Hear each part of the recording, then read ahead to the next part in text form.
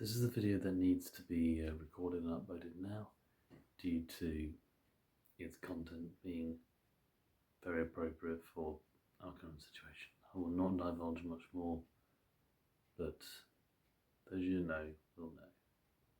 This isn't going to be a maximum return to full force, but it's something that slips in just at the right time because we need it. Stay safe, people, and God love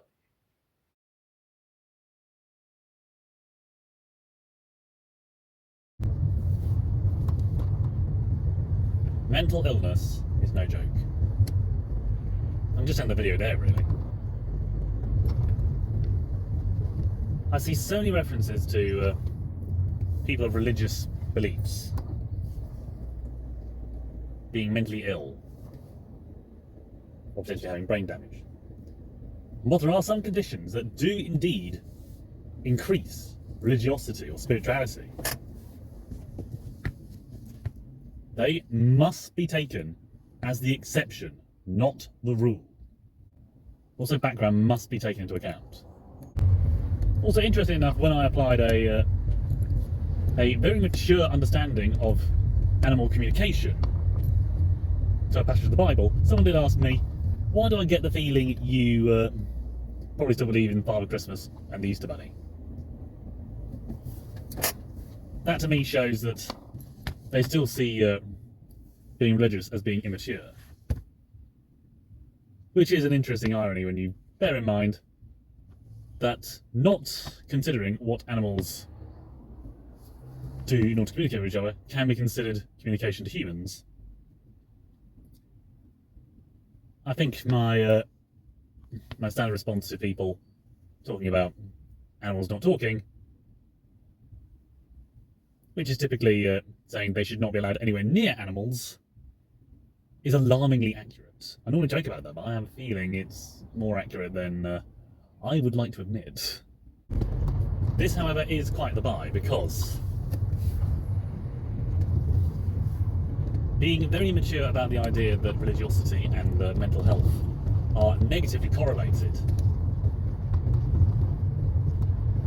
doesn't help those who actually do have mental illness, or have poor mental health for that matter. Joking about it never improves people's understanding. It's much like making dwarf jokes, fat jokes, or anything of that ilk. It doesn't raise awareness, it raises mirth. But I do believe God has a sense of humour. It's not at the lethal expense of others, and certainly not at the expense of those who are vulnerable. Well, not exactly at the expense of those who are in power. So how serious is mental illness? Well, it affects other people, not just the individual. And when you don't take it seriously, it can result in tragedy, including people taking their own lives. This isn't hyperbole, it happens. And whilst there are statistics that say that the men's mental health is so poorly misunderstood, it may as well be like women's health conditions, which are chronically misunderstood, chronically poorly diagnosed, and so rarely considered that they may as well not be in any textbooks at all, let alone brought up in medical journals. But the moment you start laughing about it, you forget how serious it actually is. You do need to be a comic genius in order to pull off something like that without lowering the tone and completely ruining the whole effect of the thing.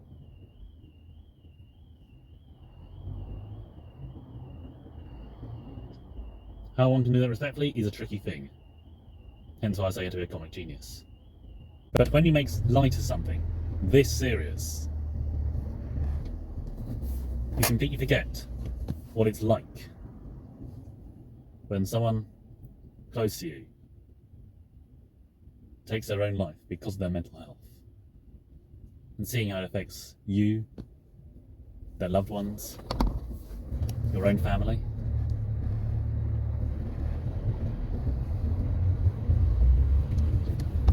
It can turn previously planned joyous events into questionable moments of celebration. It can turn future planned family events into something which probably should be cancelled.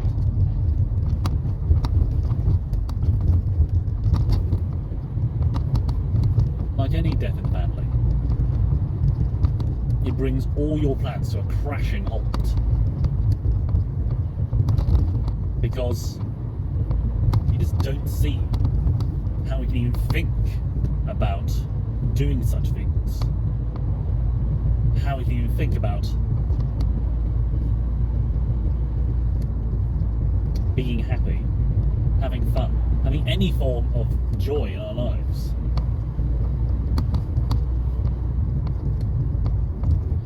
All this because of something that so many people make light of.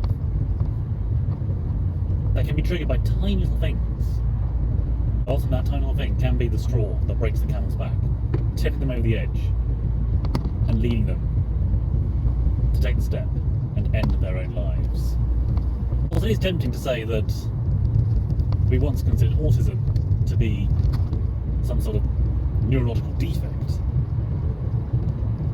and some people are considering it the influence of the supernatural, be it demons or fairies.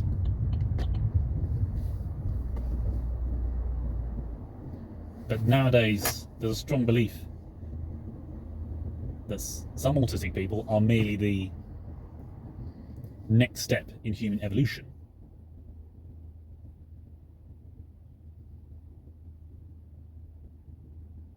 I would say that our swapping of a form of evolution, being formerly once considered a mental health defect, now changing to something that used to be a pivotal thing in society by many accounts, that being religiosity, changing also to a mental health defect,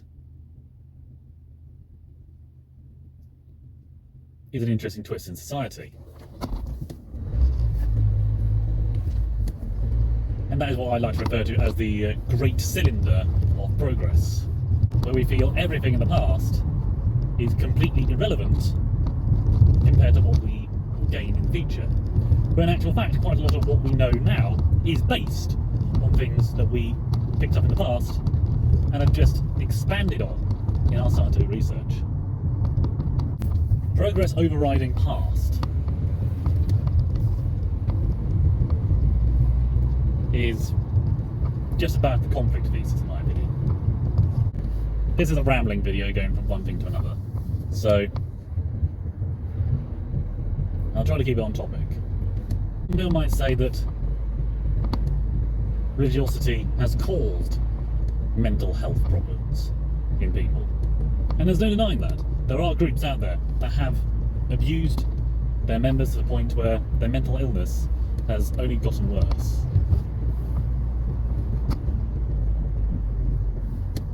But that's also the case with any number of groups. You hear about people being hypersexual because of sexual abuse, but that doesn't necessarily have to be linked to religion. Mental health is a serious issue, something that we need to all be aware of, in whatever form it presents itself.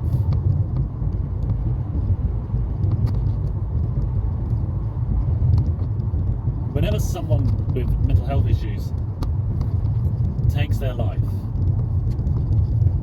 it's easy to start looking for someone to blame. Be it the last person they call, be it the person who is primarily in charge of looking after them, who probably already blame themselves for probably the very things that you are already thinking to blame them with. Be it ignoring them, be it being dismissive, all that sort of stuff.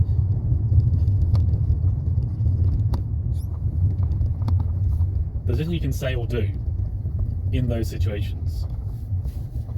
But to backtrack to the events that you plan on, such as family gatherings, should they be cancelled? Not necessarily, especially if the one they love happens to have taken their life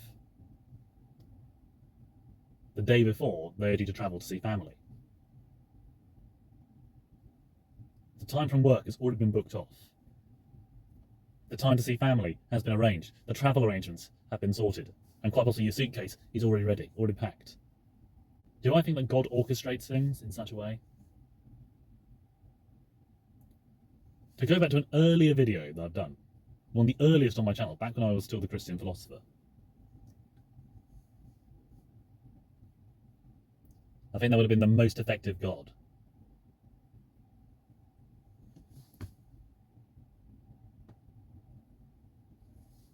When great disasters happen, or even smaller, more personal disasters, such as losing a loved one to mental illness, it is not the singular event we should focus on. It's understanding what's happening around it, including the gathering of family, the travel to see people, to ensure everyone is okay and safe. Whilst maybe the gathering won't be as joyous, and so the celebration will be subdued at best, and possibly even completely removed of the majority of joy, which is a focus shifting.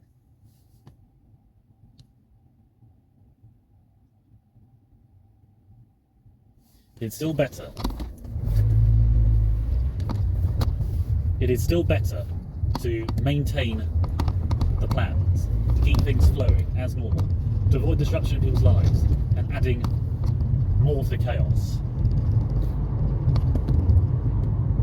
At the passing of my father, of my grandmothers, and my grandfather, people said I should have taken time off work. But one, there wasn't really much I could do to change the situation, to improve the situation, or get involved. Because really there's only so much you can do in that time. And some of the best thing you can do is just keep things going as normal. Keep the money coming in. Keep your life on track.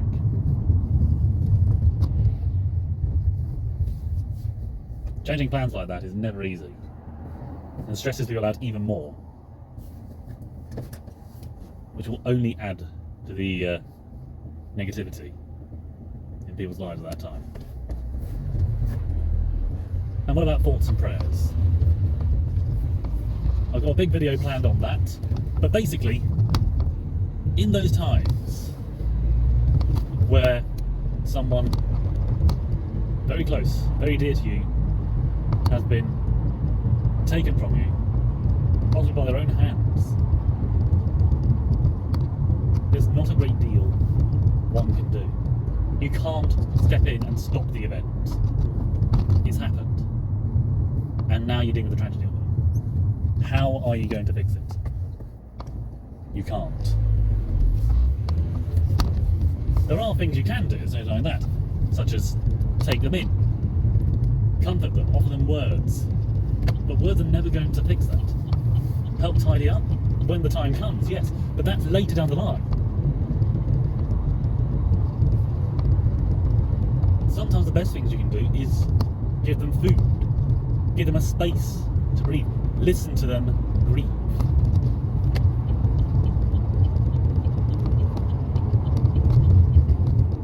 But in those times that they want to have only the closest members of their family around them, and you can't do anything else in that time, sometimes the best thing you can do is keep them in your thoughts and your prayers. It may not do much physically, but letting them know that you care enough to share your thoughts, hold them close, and pray for them. And maybe even through those thoughts and prayers, other people around who know the disaster will also step in, who are probably more qualified to do stuff, more capable of doing stuff. I mean, stepping in with flowers, whether that person happens to have hay fever, or is just as bad as taking care of flowers, as they feel they have been looking after the one who has taken their life. To sum up, mental health, mental illness should not be taken lightly. It should not be made a joke of. It should not be attributed to a single thing, which then gets blackmailed, blackballed, whatever you want to call it.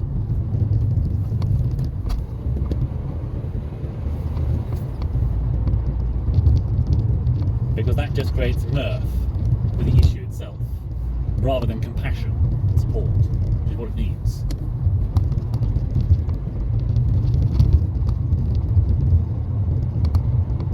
Getting involved to help is all very well and good, but it only requires people to be able to do that, stepping in physically, having the finances to get involved somehow. There are those that will do it out of their own pocket, but there's not really a lot we can do about that in most cases.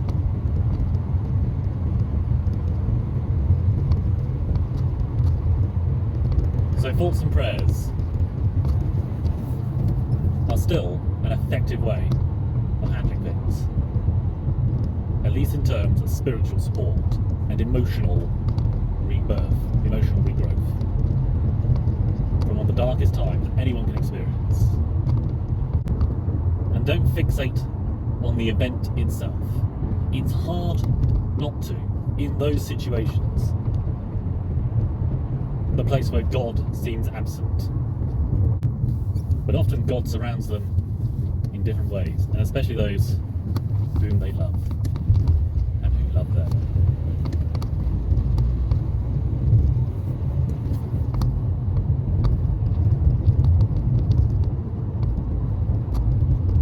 And lastly, if a family event happens, or has been planned to happen, around that time, don't let it stop. Don't let it disappear. Don't let it fade away. If those people were meant to come, if those people were meant to be a part of that celebration, still let them come to be with family, to have the support. The bedroom is already set up, the food is already there. People will be there, waiting, with open arms.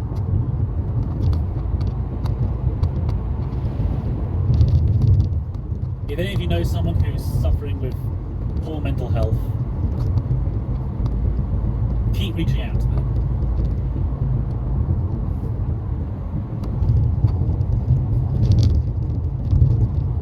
Do they have to be religious?